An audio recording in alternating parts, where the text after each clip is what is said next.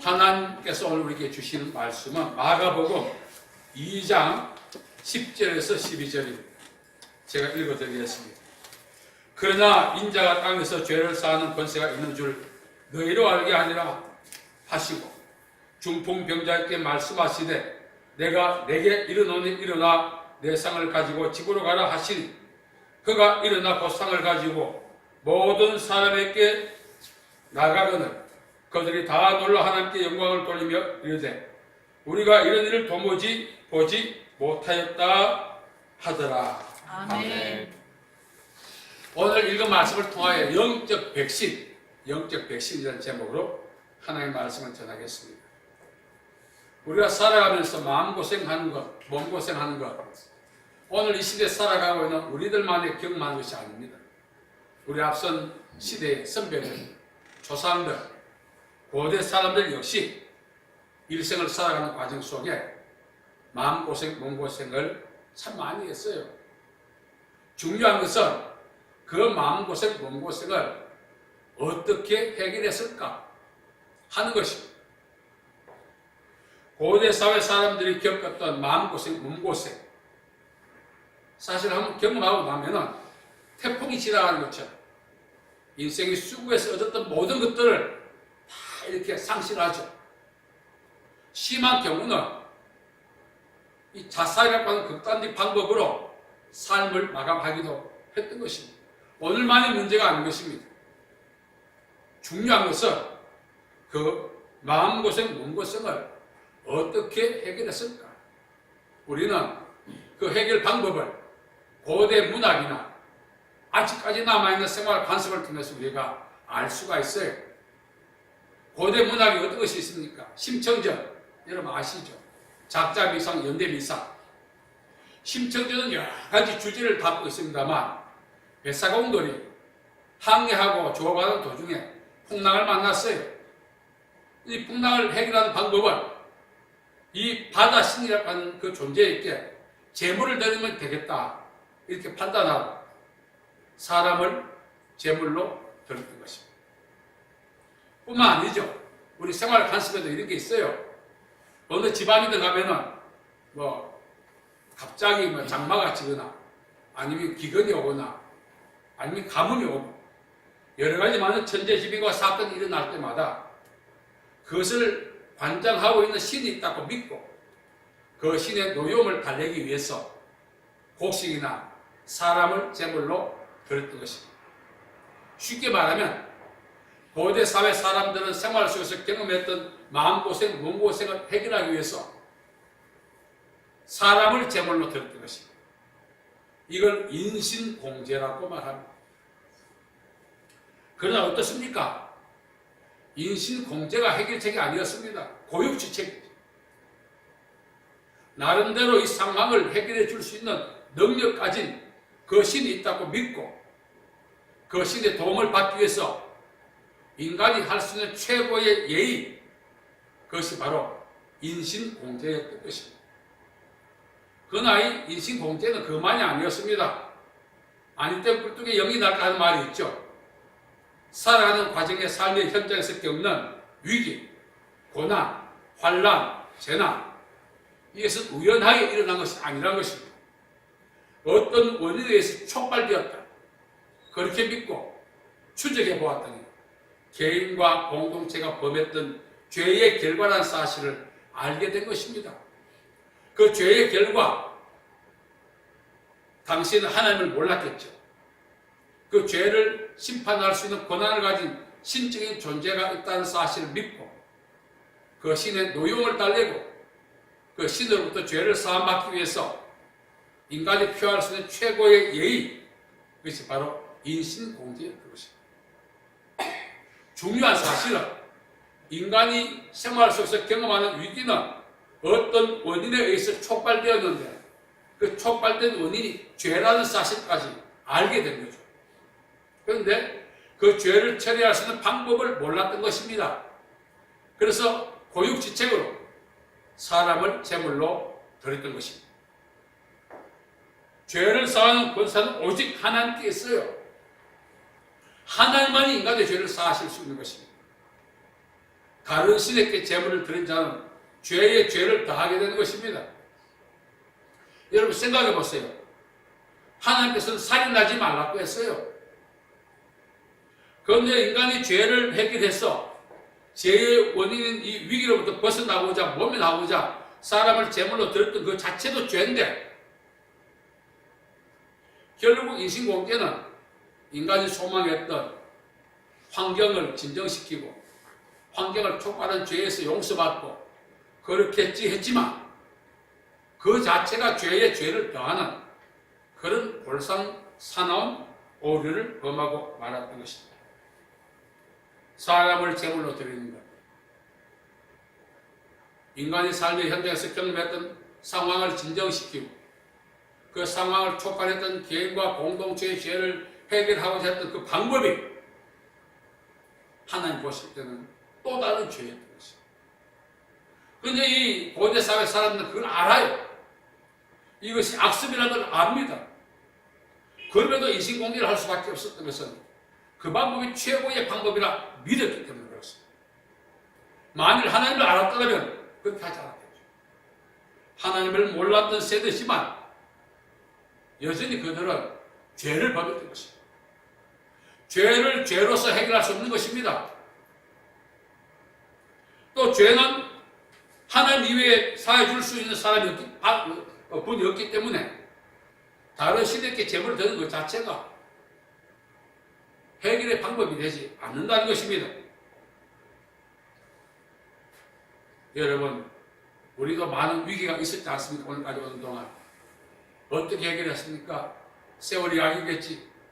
그냥 방치하고 내가 할 수 없으니까 속수무책으로 그냥 놔두고 때로는 우리가 하나님을 알기 때문에 가끔 하나님께 기도도 해보고 했지 않습니까? 여전히 상황은 그대로인 것입니다.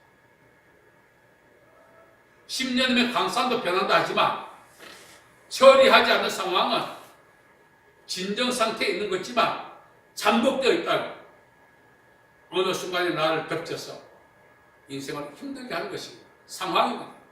또 그 상황을 촉발시키는 원인이 뭐죠? 죄죠. 죄는 처리하지 않으면 그대로 있습니다. 방금 말씀드린 것처럼 10년이면 강산도 변하는데 처리되지 않는 죄는 10년이 아니라 1000년이 가도 여전히 그대로 있다는 사실입니다. 역시 우리가 1000년을 살 수 없지만 1000년을 산다고 하면은 그 처리되지 않은 죄가 원인이 되어서 1000년 동안 나를 힘들게 한다는 것입니다. 죄를 사함받아야만이 상황이 진정되는 것입니다. 원인을 처리해야 정상이 없어진다. 그런 말이 있어요. 근데 원인을 처리하기 위해서 선택했던 인신공제가 또 다른 원인이 되었기 때문에 속수무책인 것입니다. 하나님을 몰랐던 시대는 자신들의 위기를 해결하기 위해서 선택했던 방법이 또 다른 죄라는 사실을 나중에 알게 됩니다. 우리도 살아가면서 이것이 최선의 방법이라 믿고 그 방법으로 인생의 상황을 진전시키고자 하지만 하나님은 말씀하시죠. 네 생각과 내 생각은 다르다. 하나님과 다른 생각이 뭡니까? 육신의 생각이라고 합니다. 육신의 생각은 하나님과 원수가 된다고 했어요.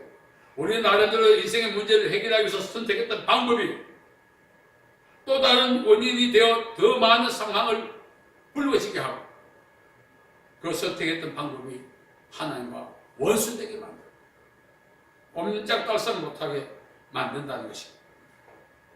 오늘 말씀에 보면 중풍병자가 예수님 앞에 친구들에게서 나왔어요.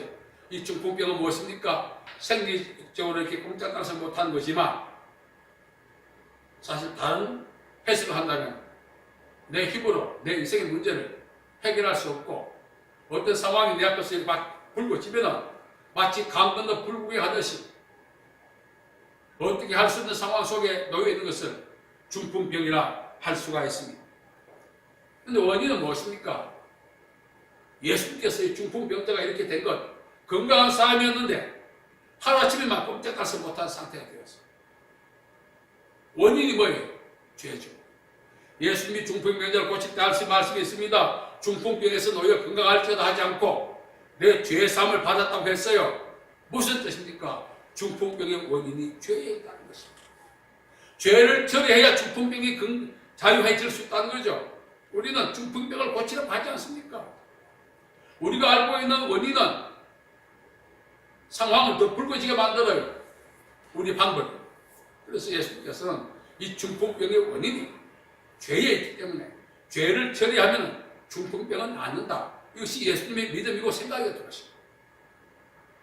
그래서 소자여 내 죄사함을 받았느니라. 내 상을 들고 일어나 집으로 가라. 지금도 중풍병은 현대학으로 고치기 힘들어요. 2000년도는 이 중풍병, 이거는 천형, 하늘이 별로 알았기 때문에 고칠 생각도 없었고, 고칠 방법도 없었고, 고치고자 하는 의지도 없었던 것입니다. 그 자체가 심판이었기 때문에. 만일 그것이 심판이라면 심판의 원인이 뭐죠? 죄이죠. 죄나 심판의 원인이 되는 것입니다.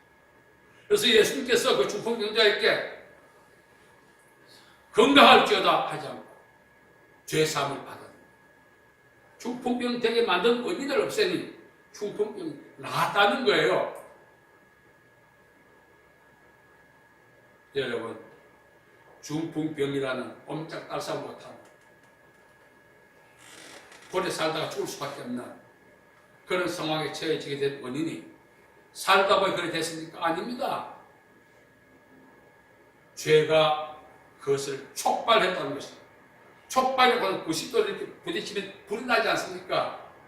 내가 어떤 원인과 부딪히니까 그 불이라고 하는 중풍병이 일어나는 거예요.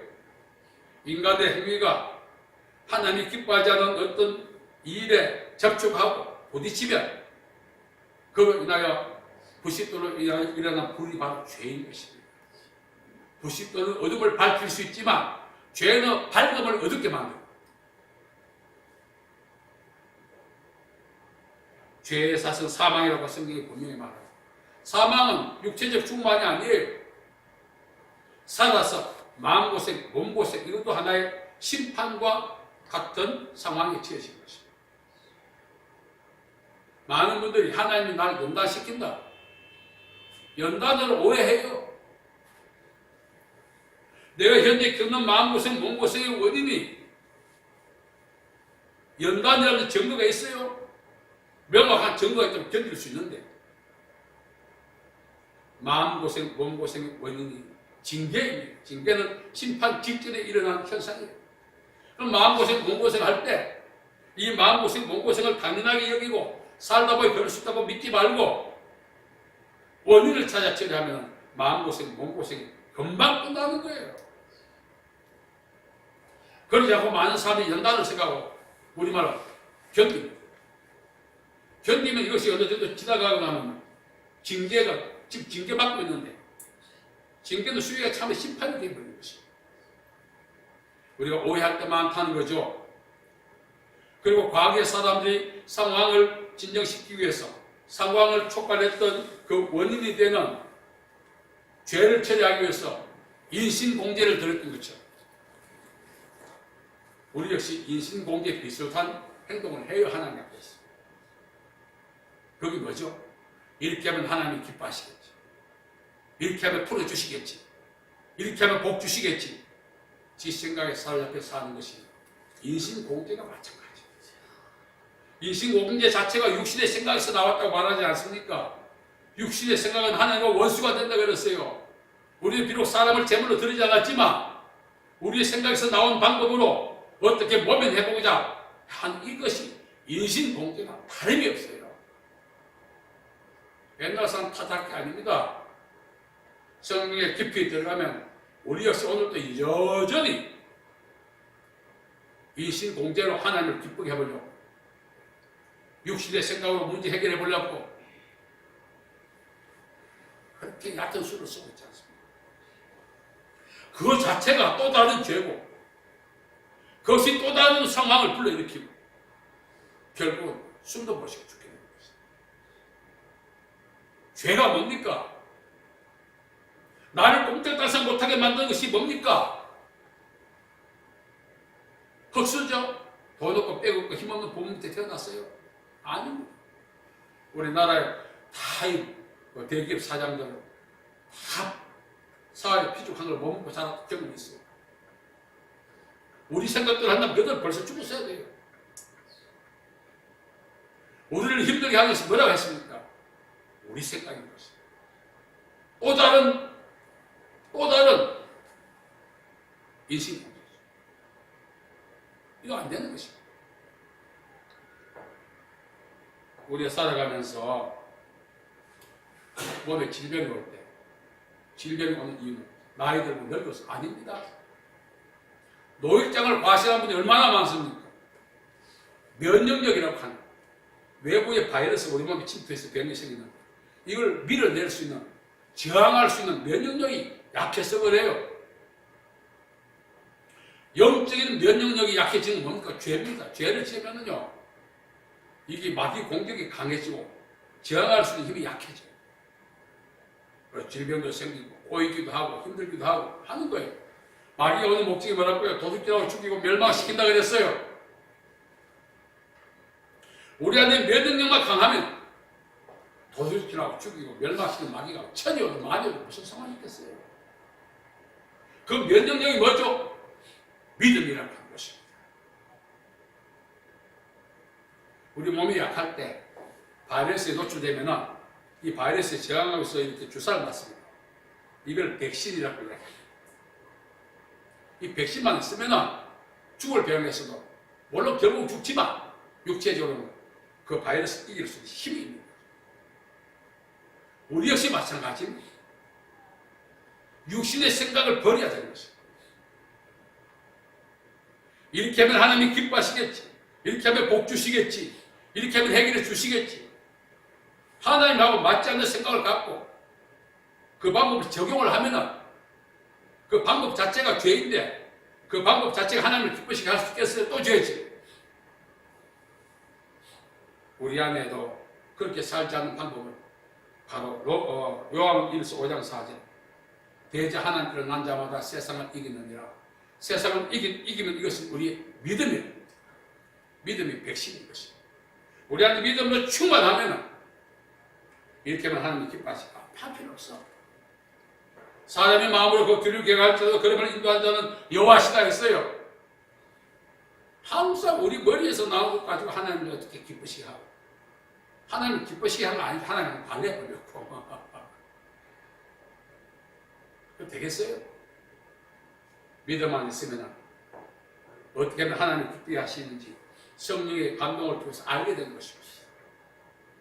결국 인생이 힘든 이유는 뭐죠? 믿음이 없기 때문에 세상에 저항할 수 있는 힘, 믿음, 영적인 백신이 없기 때문에 인간이 약골이 될 수밖에 없는 것입니다. 우리 안에 믿음이라고 하는 영적 백신이 딱 충만하면 어떤 위기가 나를 건드려도 도둑질하고 죽이고 멸망시키기 위한 마귀가 아무리 천만 빼거려온다 할지라도 요동하지 않고 살 수 있는 것입니다. 그래서 영적인 백신을 갖는 방법 첫째, 이렇게 하면 하나님 기뻐하시겠다. 내 생각을 철두철미하게 부인하고 믿음을 가져야 하는 것입니다. 그럴 때 어떤 상황이든 이길 수 있습니다. 저도 오늘까지 살아오면서 많은 경험을 했어요. 그래서 어떤 상황이 올 때마다 전에도 이렇게 했지. 경험이 다 먼저 와.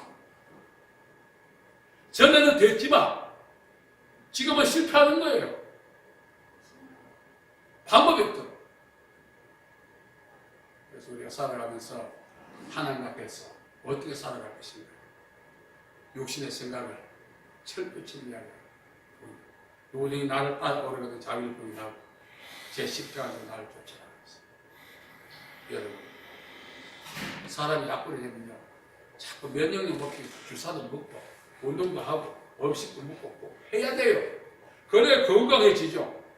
그런데 돈 없다는 핑계로 못 산다는 핑계로 음식도 제대로 안 먹고 주사도 제대로 안 먹고 보약 안 먹고 좀 죽습니다. 우리 안에 믿음으로 충만하다.